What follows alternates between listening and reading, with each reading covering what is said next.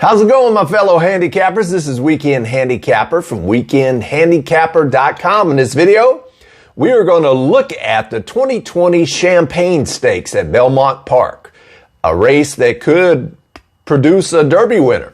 So we are already on the road again to the Kentucky Derby. We're on the road to the Kentucky Derby, and we just seem like we just finished it. So this is an interesting year, to say the least. But this race is on the road to the Kentucky Derby, so you might be seeing a potential Derby winner and potential Derby contender in this particular race, and as well as Breeders' Cup. So it's a field of 6 at Belmont Park. It's race number 4, so it's kind of early on in the card on October 10th, 2020, and they're racing a mile. So let's go through each of these horses. It won't take long. I know I ramble a lot, so it might take longer than it should, but let's look at each of these horses, then I'll give you my picks and analysis at the very end. All right, so number 1, Ambivalent.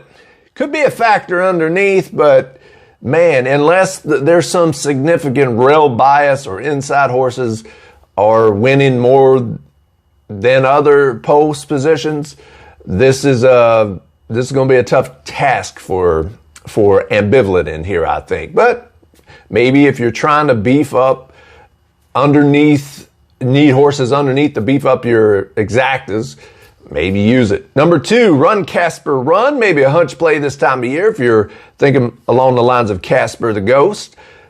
Same thing. It's a presser. If the inside of the track is favorable, maybe this horse could get up for second. I don't see it winning. And number 3, Civil War, a closer. You don't have much speed in this race, I don't think, to close in on, but it's undefeated. It's 1 for 1. Can it go 2 for 2? I think it's a tough task because you got number 4, Jackie's Warrior. Jackie's Warrior is 3-0, trained by Steve Asmussen. The jockey's going to be Joel Rosario.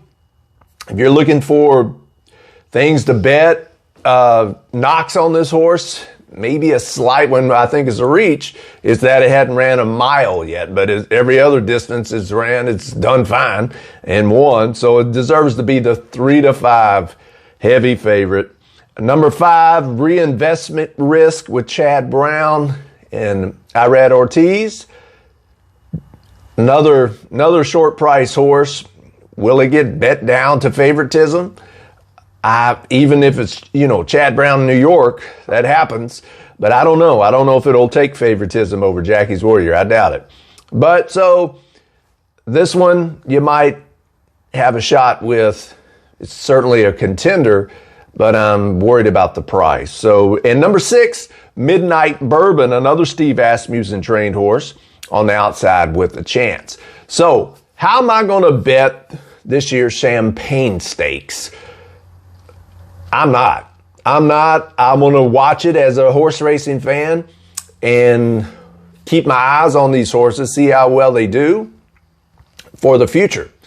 And you put them in your stable, your virtual stable, or you make notes in a notebook or something. Just keep your eyes on these horses as they're going forward. There's going to be hopefully more races that these horses are going to be involved in the future that mean a lot. So for me, I think it's going to be tough to beat the number 4, Jackie's Warrior, or the number 5, Reinvestment Risk. And at that, those low prices, that's not going to be too much fun to wager on, in my opinion. But like I said, if you want to try to beef up underneath, maybe use one of those, the 1 horse Ambivalent and the number 2 Run Casper Run underneath your exactas, but it's probably going to finish very chalky with those horses on the outside. So I would skip it. Look for other races on the Belmont card or at Keeneland or another racetrack that offers a lot more bang for your buck than this particular race. So this one, in my opinion, for myself, is just a race to watch, to keep track of these horses, see how well they do, see what their future holds, that sort of thing, more from a racing fan perspective more than a betting handicapper perspective on this year's Champagne Stakes. But keep in mind that this this race is no joke. In the past, historically, you've had Tiz the Law win, Secretariat won for a little bit, then it got DQ'd and was placed second. Easy Goer, Uncle Mo, Seattle Slew, Count Fleet, Spectacular Bid. You got a who's of legendary horses that have won this race. So you could be looking at a legendary horse. Who knows? That's the fun part about these Derby prep races. You get to see them early on in their career before we know what's going to happen. They could be the next Justify. They could be the next American Pharoah, California Chrome.